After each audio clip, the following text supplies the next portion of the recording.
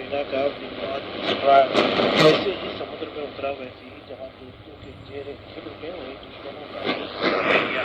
ईरानी सशस्त्र बलों के चीफ ऑफ स्टाफ ने विमान इसराइल के निर्माण को देश की नौसेना के इतिहास में एक ऐतिहासिक कारनामा बताया। ईरान की आर्म्ड फोर्सेस में जनरल स्टाफ के प्रमुख जनरल मोहम्मद बाकरी ने उत्तरी बेड़े के 4वें डिवीजन में बंदर अंजनी बंदरगाह में स्वदेशी डिस्ट्रॉयर विमान के शामिल होने के मौके पर आयोजित एक विशेष कार्यक्रम संबोधित करते हुए कहा कि इसराइल नौसेना के सबसे बड़ा मंसूबों में से एक है और दुनिया में शीर्ष विध्वंसकों से कम नहीं है।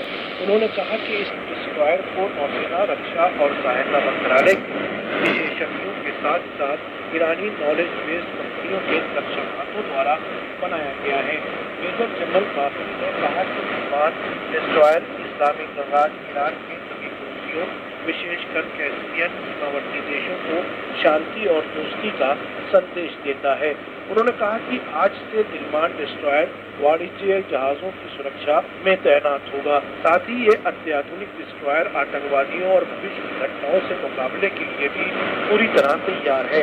ईरानी सशस्त्र बलों के जनरल स्टाफ के प्रमुख ने आत्मनिर्भरता पर ध्यान देने और ईरान में सभी प्रकार के सैन्य उपकरणों के निर्माण के लिए वैज्ञानिकों की क्षमता पर भरोसा करने की आवश्यकता पर जोर दिया। उन्होंने कहा कि ईरानी नौसेना ने आजाद और अंतर्राष्ट्रीय जल में अपनी उपस्थिति को मजबूती से दर्ज कराया है। मेजर बाकरी ने कहा कि हमने दुनिया को यह दिखा दिया है कि चाहे जितने भी हम पर अमानवीय और गैर कानूनी प्रतिबंध लगा दिए जाए, लेकिन हमें अपनी आंतरिक शक्तियों पर पूरा भरोसा है और यही कारण है कि हम हर क्षेत्र में लगातार अनगिनत सफलताएं हासिल कर रहे हैं। विमान डिस्ट्रॉयर का निर्माण उन्हीं सफलताओं में से एक है।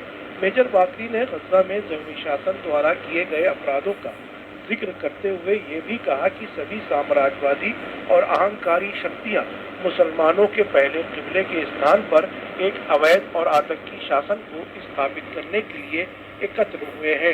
उन्होंने कहा कि ज़मीनी शासन ने 75 वर्षों तक फिलिस्तीनियों पर अत्याचार किया, लेकिन अल-अक्सा तूफान ऑपरेशन अपनी महानता और आश्चर्य के साथ बहुत ही सटीक तरीके से किया गया और एक बार फिर दिखा दिया गया कि ज़मीनी शासन की शक्ति मकड़ी के जाल से भी ज्यादा कमजोर है। और अब रुख करते हैं गजा युद्ध की ओर।